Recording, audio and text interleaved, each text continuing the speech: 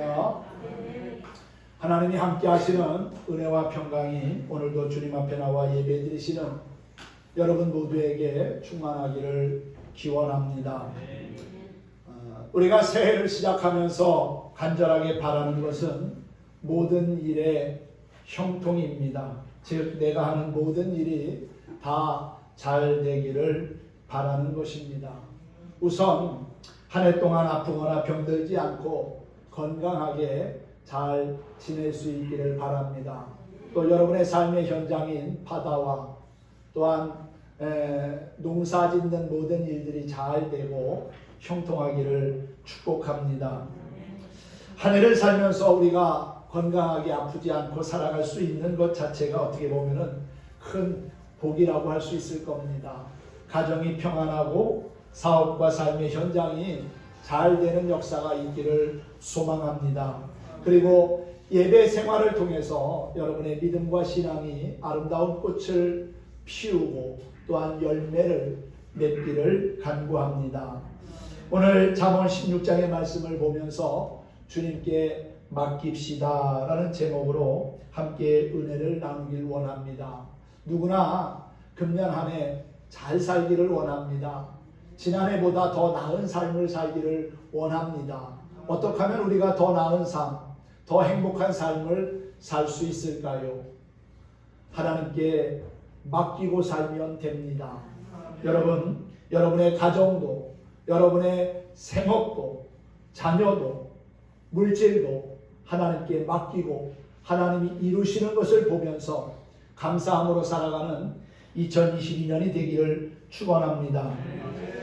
잠언은 우리가 이 땅에서 잘 살 수 있는 방법을 소개한 책이라고 할 수 있습니다. 특별히 잠언 1장 3절과 4절에 보면은 잠언은 지혜롭게, 공의롭게, 정직하게 그리고 정직하게 행할 일에 대하여 훈계를 받게 하며 어리석은 자로 하여금 슬기롭게 하고 또한 젊은 자에게 지식과 근신함을 주기 위하여 쓰여졌다고 말씀하고 있습니다.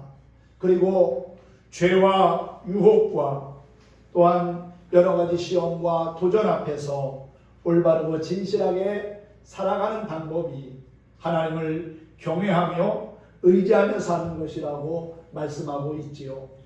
31장으로 구성된 잠언을 하루에 한 장씩 묵상하다 보면은 주님과 함께 같은 방향으로 걷고 있는 우리의 모습을 보게 될 거라고 믿습니다. 성경은 우리에게 내 마음대로 생각대로 아무렇게나 살라고 말씀하지 않습니다. 오늘 3절 말씀에도 보면은 너의 행사를 여호와께 맡기라. 그리하면 네가 경영하는 것이 이루어지리라고 권면하고 있습니다. 즉 하나님의 말씀을 따라 믿음을 지키며 모든 일을 하나님께 맡기고 의지하라는 것이지요. 그리하면 하나님이 이루시고 삶의 길을 인도해 주시겠다는 겁니다. 오늘 본문에는 비슷한 말씀이 3번 나옵니다. 3절 말씀 외에 1절에서 마음의 경영은 사람에게 있어도 말의 응답은 여호와께로부터 나오느니라 그랬고요. 또한 9절에서는 사람이 마음으로 자기의 길을 계획할지라도 그 걸음을 인도하시는 이는 여호와라고 말씀하고 있습니다. 1절과 3절, 9절 이 세 구절은 종합해 보면은 우리가 아무리 큰 꿈을 가지고 이것저것을 하겠다고 계획을 세운다 해도 결국 그 모든 것을 이루시는 분은 하나님이라는 사실입니다. 할렐루야. 처음부터 모든 행사를 하나님께 맡기고 시작하는 것이 우리에게는 유익하고 복된 일입니다. 그러면 인생을 낭비하지 않고도 목표한 말을 아름답게 이룰 수 있다는 사실이지요. 그러므로 마음에 간직한 꿈과 목표를 하나님 앞에 펼쳐놓고 그 계획을 하나님이 이루실 것을 믿으며 그 모든 일을 주님께 온전히 맡기고 믿음의 여정을 출발할 수 있는 저와 여러분이 되기를 소망합니다. 빌립보서 4장에서도 보면 아무것도 염려하지 말고 다만 모든 일에 기도와 간구로 너희 구할 것을 감사함으로 하나님께 아뢰라. 그리하면 모든 지각에 뛰어난 하나님의 평강이 그리스도 예수 안에서 너희 마음과 생각을 지키시리라고 했습니다. 소망하며 바라는 것을 하나님께 감사함으로 아뢰기만 하면 하나님께서 이루실 줄 믿기 때문이지요. 그러므로 우리의 모든 것을 주님께 온전히 맡길 수 있는 믿음과 용기 그리고 결단이 우리에게 있기를 축원합니다. 자기의 주장을 내세우기보다는 하나님의 뜻을 따라 겸손하게 믿음을 가지고 살아가는 것이 우리의 삶에는 정말 귀한 일이라고 보여집니다. 주님께 우리가 맡기며 살아야 할 분명한 이유가 있습니다. 그것은 하나님께서 우리의 삶을 책임지시고 이끌어 가시기 때문이지요. 너희의 행사를 여호와께 맡기라는 말씀 속에서 우리는 하나님이 이루시는 생명의 큰 세계를 봐야 합니다. 나의 일을 하나님께 맡기라고 하는 것은 나의 살림과 하나님의 살림이 다른 것이 아닌 하나의 살림이라고 하는 것을 알고 맡기라는 것이지요. 우리가 하나님을 알기 전에는 나만의 삶을 가지고 내가 혼자 애쓰고 씨름하면서 살아왔습니다. 죽이 되든 밥이 되든 나의 삶이니까 내가 해결하고 내가 싸우고 내가 이루어야 할 문제였습니다. 그것은 우리가 죄로 말미암아 하나님께로부터 떨어져 나왔기 때문입니다. 하나님과 나 사이의 관계가 끊어져서 하나님과 상관이 없는 삶을 살 수밖에 없었기 때문이지요. 그러나 이제 예수 그리스도의 십자가를 통하여 구원을 받아 우리가 다시 하나님과의 관계가 회복이 된 겁니다.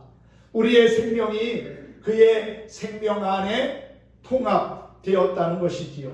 따로 놨던 살림을 정리하고 이제 다시금 큰 집으로 들어가 살림을 합친 것과 같습니다.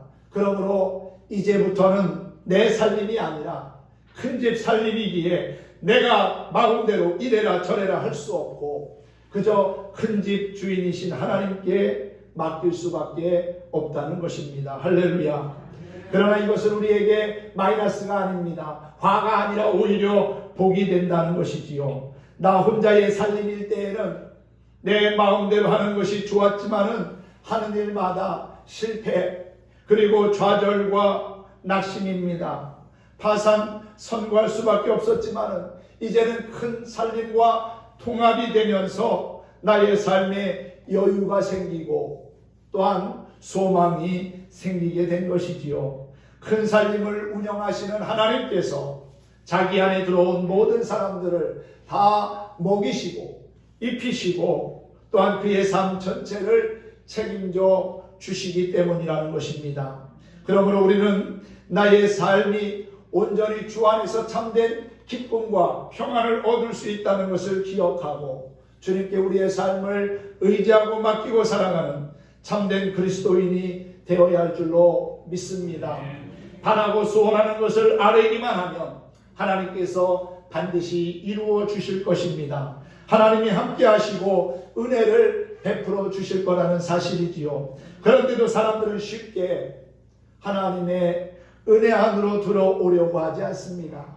이는 마치 탕자가 자신의 분깃을 가지고 나가 그 재산이 점점 줄어드는 것을 보면서도 아버지 집으로 돌아올 생각을 하지 않다가 결국 밑바닥이 드러나고 죽을 지경에 이르자 아버지 집으로 돌아왔던 것과 같다고 할 수 있습니다. 오늘을 살아가는 현대인들은 과학의 문명을 의지하며 행복한 삶을 살고자 애쓰고 힘쓰지만 하나님이 없는 모든 것은 결국 허무하고 공허할 뿐이라는 사실입니다. 세상을 향하여 정주행하다 보면은 하나님과 멀어지게 되고 또한 하나님을 잊어버리게 됩니다. 그러다가 돌이킬 수 없는 인생의 종착역에 이르면 후회하고 절망하게 되지요. 오늘만을 위해 사는 사람에게는 내일의 소망이 없습니다. 물론 오늘을 사는 것도 중요하지요. 하지만 오늘만 살고 끝나는 것이 아니지 않습니까? 우리에게는 내일이 있고 또한 미래가 있습니다. 하나님 나라에 대한 소망을 가지고 내일에 대한 계획을 갖고 살다 보면은 하나님이 우리의 삶을 통하여서 행하시는 일들을 보게 될 거라고 믿습니다. 우리는 죽음 앞에서 두려워하고 절망하는 인생을 사는 사람이 아닙니다. 내일의 소망, 하늘의 소망을 가지고 사는 하나님의 백성들이지요. 하나님의 선한 역사를 기대하면서 영원한 생명을 주실 것을 믿고 하나님께 우리의 삶을 맡기고 사는 저와 여러분이 되기를 소망합니다. 나의 행사를 하나님께 맡기십시다. 하나님이 내 삶을 어떻게 이끌어 가시는지, 어떻게 만들어 가시는지를 함께 볼 수 있으면 좋겠습니다. 두 번째로 우리의 모든 삶을 하나님께 맡겨야 한다는 말씀 속에는 우리의 계획이 하나님 뜻 안에서 세워져야 할 것임을 알려줍니다. 다시 말해서 하나님이 정하신 테두리 안에서 우리의 꿈이나 계획이 세워져야 한다는 것이지요. 내 살림 다 말아먹고 들어먹고 큰 집에 들어간 처지에 내가 하고 싶은 것 다 하고 그리고 내가 갖고 싶은 것 다 가질 수 없는 것은 당연한 것 아닙니까? 큰 집의 규율과 질서 안에 나의 모든 삶을 맞추어야 합니다. 당자를 생각하면 쉽게 이해할 수 있습니다. 아버지가 준 재산을 다 탕진하고 빈손으로 돌아간 탕자가 아버지 앞에서 뭘 주장할 수 있겠습니까? 자기의 주장을 내세울 처지가 아니지 않습니까?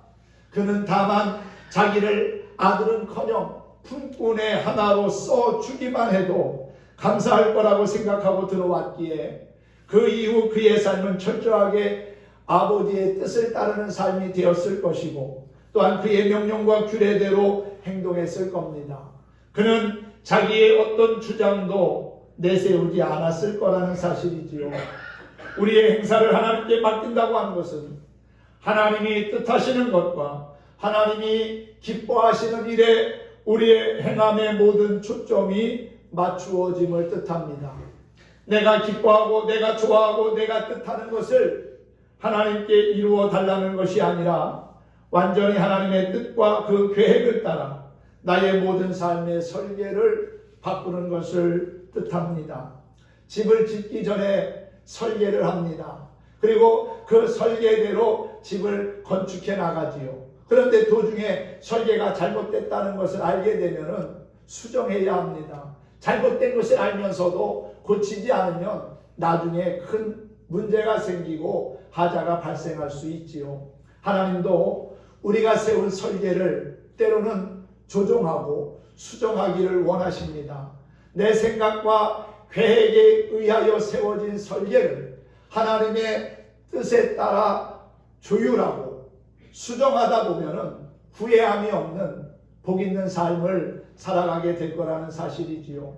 하나님이 말씀하신 거룩한 뜻을 깨닫고 또한 성경에 우리의 믿음의 뿌리를 두고 주님께서 이끄시는 거룩한 삶을 살아가는 것, 그것이 주님께 내 삶의 모든 것을 맡기는 그리스도인의 모습인 줄로 믿습니다. 오늘 많은 그리스도인들이 자기의 꿈을 가지고 하나님께 나름대로 열심히 기도는 하지만 응답받지 못하는 상황들을 보게 됩니다. 그 원인은 무엇일까요? 하나님의 뜻을 먼저 구하기보다 자신의 뜻을 앞세우고 자신의 욕망과 욕심을 채우기 위해서 기도하고 있기 때문은 아닐까요? 우리의 마음을 비우고 그 안에 하나님의 말씀과 하나님의 뜻을 담아야 함에도 불구하고 때로는 우리의 마음을 비우지 못한 채 내 욕심을 가지고 하나님 앞에 기도하기 때문에 그 기도가 하늘에서 호공을 치는 기도, 땅에 떨어져 소멸하는 기도는 아닌가요? 우리는 다른 사람들과 자신을 비교하면서 그보다 혹은 또 그보다 낮게 무언가 되려 하거나 가지려 하고 그것을 기준으로 행복을 판단하기도 하고 성취감을 느끼기도 합니다. 그러나 이런 모든 마음씀은 육심에서 나온 것, 즉 마음을 비우지 못함에서 비롯된 것입니다. 우리의 삶의 기준은 언제나 하나님의 말씀과 그리고 계명에 맞추어져 있기 때문에 그 계명을 따라 바르게 살아야 한다는 것이지요. 때로는 그렇게 살아가는 것이 세상 사람들 눈에는 별 볼 일 없어 보일 수도 있고, 또한 보잘것없는 존재로 보일 수도 있을 겁니다. 그러나 그런 세상적인 판단에 개의치 않을 수 있는 확고한 믿음이 있어야 진정한 그리스도인의 삶을 살아갈 수 있는 것이지요. 새해에는 나의 뜻이 아닌 하나님의 뜻을 여러분의 마음에 품기 바랍니다. 내 가정을 살피고 내 주변을 살펴보면서 주의 말씀을 묵상해 보시기 바랍니다. 그러면 거기에서 내가 해야 할 일이 무엇인지를 찾게 되고 발견하게 될 겁니다. 그것을 실천에 옮기면 되겠지요. 대체로 그런 뜻을 따라 정한 일이라면 아마도 남을 위해서 봉사하고 헌신하는 일들이 될 것이고 사랑을 베푸는 것이 될 겁니다. 새해에는 여러분 자신을 위한 삶이 아닌 하나님의 뜻을 먼저 구하면서 하나님께 맡기는 삶이 되기를 원합니다. 그러면 하나님께서 여러분의 삶을 책임져 주실 뿐만 아니라 더욱더 풍성하게 인도해 주실 겁니다. 세 번째로 너의 행사를 여호와께 맡기라고 하는 말씀 속에서 하나님께 대한 확고한 믿음을 가지라는 주님의 음성을 듣게 됩니다. 맡긴다고 하는 것은 믿는다는 것을 전제합니다. 믿지 못하면 어떻게 맡깁니까? 은행에다가 우리가 돈을 저금하지요. 은행을 믿으니까 우리의 재산을 거기다가 맡기는 것 아닙니까? 저금하는 것 아닙니까? 만약에 믿지 못한다면 어떻게 맡길 수가 있습니까? 하나님도 우리가 믿는 분이기에, 믿을 수 있는 존재이기에, 또 믿어야만 하는 분이기에 우리가 그분께 내 삶을, 내 가정을, 내 물질을, 내 삶의 모든 것을 온전히 맡길 수 있다는 사실입니다. 하나님이 이루시는 생명의 역사에 대한 분명한 믿음과 소망을 가지라는 것이지요. 그러면 전능하신 하나님이 우리의 삶에 행하시는 놀라운 기적들을 보게 될 것이라는 사실입니다. 출애굽 사건에서 하나님이 계속 모세에게 요구하신 것도 바로 하나님의 전능하신 구원의 능력에 대한 믿음이었습니다. 나이가 80이 넘었습니다.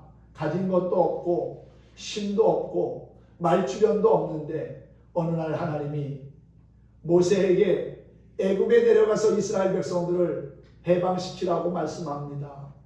모세 입장에서는 불가능한 일이었습니다. 그런데 하나님은 끊임없이 말씀하지요. 내가 너와 함께 하겠다. 내가 너와 함께 할 터이니 가라는 거예요. 결국 말씀에 순종하여 가니까 그 다음의 역사를 하나님이 행하시지 않습니까?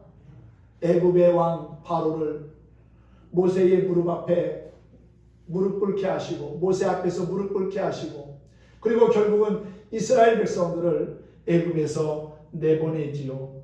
전능하신 하나님께 대한 믿음이 결국은 출애굽의 역사를 이루게 한 것입니다. 이스라엘 자손들이 그런 하나님의 능력에 대하여 믿음을 가졌을 때 그들은 홍해가 갈라지는 기적을 보았고 반석에서 터져나오는 신선한 물을 마실 수 있었을 뿐만 아니라 하늘에서 내리는 하늘의 양식 만나도 먹으며 약속의 땅을 향하여 전진할 수 있었습니다. 약속의 땅을 눈앞에 두고 가데스 바네아라고 하는 곳에서 12명의 정탐꾼을 보냅니다. 각 지파에서 한 사람씩을 뽑아서 가나안 땅을 40일 정탐하고 돌아오게 하지요. 돌아와서 보고하는데 12명 가운데 여호수아와 갈렙을 뺀 10명은 그 땅에 결코 들어갈 수 없다는 부정적인 보고를 합니다. 그들의 눈에는 하나님이 보이지 않았고 오직 큰 성과 거기에 거하는 기골이 장대한 사람들만 보였던 겁니다. 믿음이 없었기 때문에 결국 그들은 두 번 다시 가나안 땅에 들어가지도 못했고 결국은 광야에서 죽었으며 그 백성들은 40년 동안 광야에서 연단의 시간을 보내야 했습니다. 한마디로 말하면 모든 것을 하나님을 신뢰하지 못한, 하나님께 맡기지 못한 결과였다는 것이지요. 구약 성경의 상당 부분은 하나님의 전능하신 능력을 믿는 사람들에 의해서 구원의 기적들이 일어났고 새로운 역사가 일어났음을 기록하고 있습니다. 반면에 믿음이 없었던 자들 때문에 많은 사람들이 고난당한 기록도 있습니다.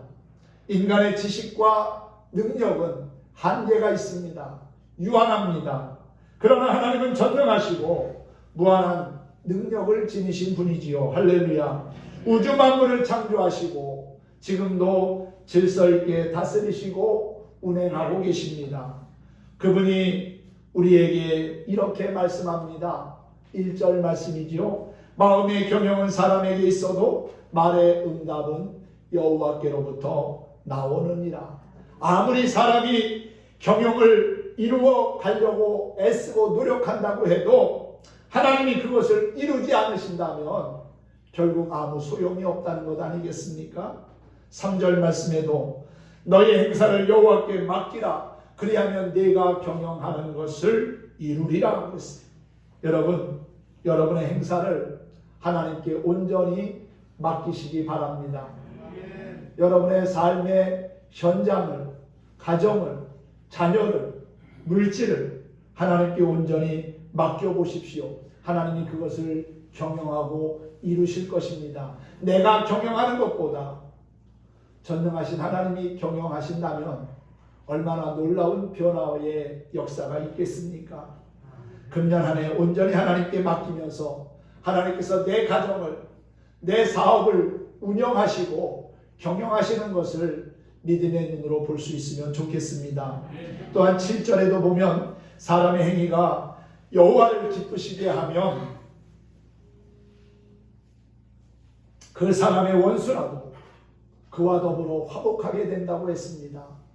아무리 악한 사람이 나를 힘들게 하고 괴롭게 한다 할지라도 우리가 하나님 앞에 바로 서 있으면, 하나님께 내 삶을 온전히 맡기고 신뢰하며 살면 원수와도 화목하게 되는 놀라운 은혜를 이루신다는 것이지요.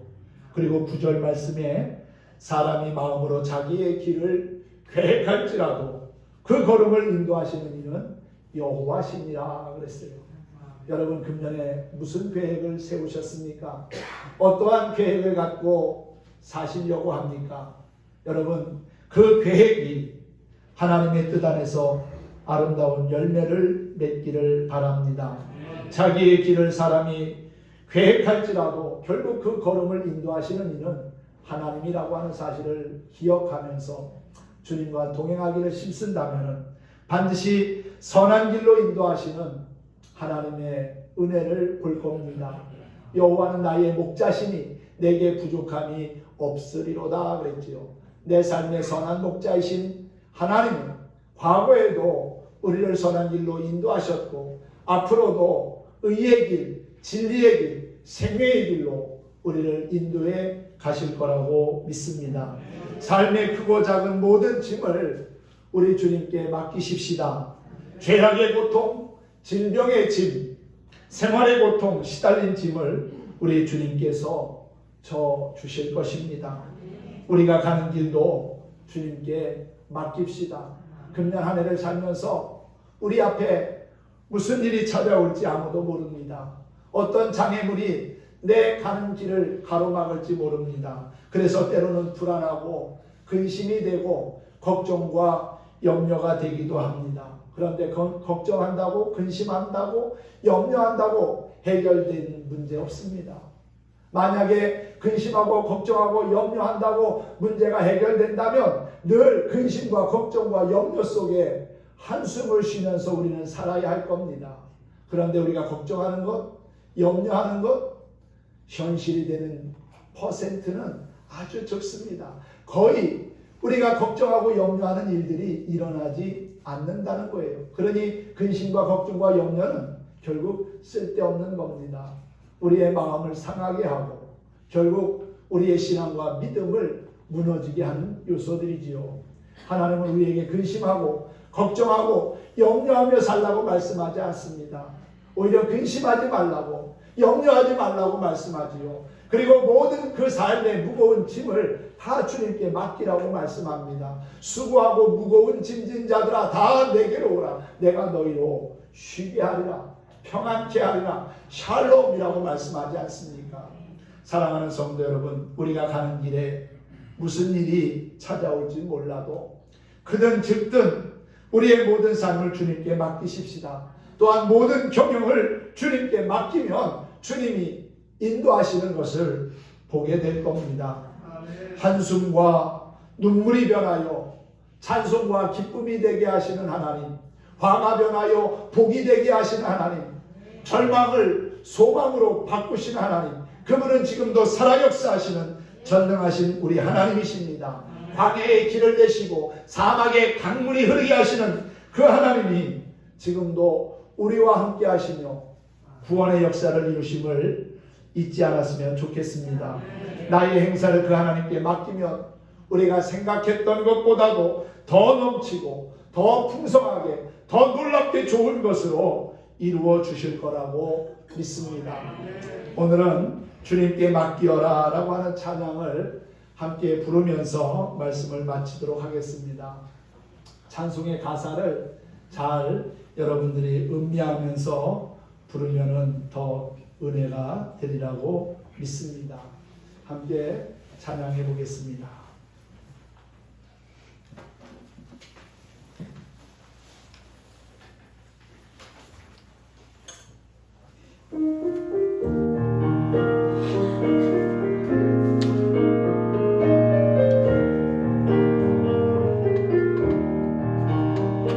모든 짐을 다 맡기노라. 죄악의 고통, 질병의 짐